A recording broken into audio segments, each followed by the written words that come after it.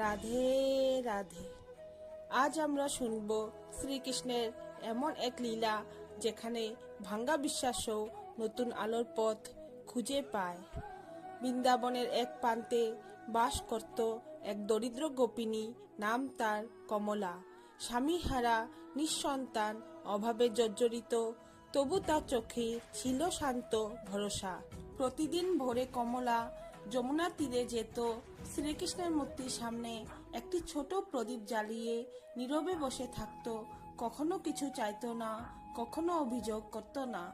গ্রামের লোকেরা বলতো, এভাবে চুপচাপ বসে থাকলে কি ভগবান শোনেন?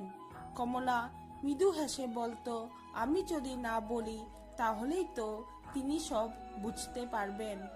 এক বছর গ্রামে ভয়াবহ দুর্ভিক্ষ এলো। অনেক ঘরে চুলা জ্বলল না।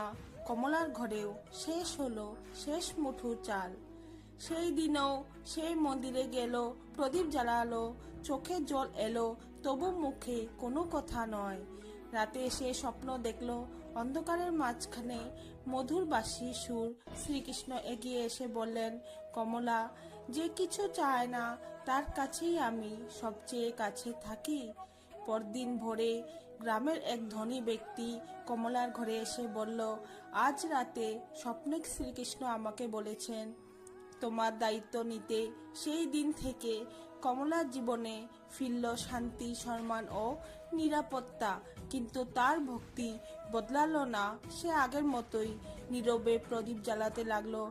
গ্রামের সবাই বুঝে গেল, ভগবান শব্দে নয়, নীরব বিশ্বাসেই সবচেয়ে বেশি সাড়া দেন।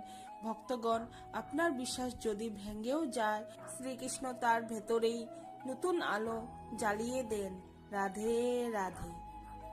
প্রিয় ভক্তরা, আপনাদের যদি এই কাহিনী ভালো লেগে থাকে তাহলে অবশ্যই লাইক করুন এবং কমেন্টে লিখুন রাধে রাধে।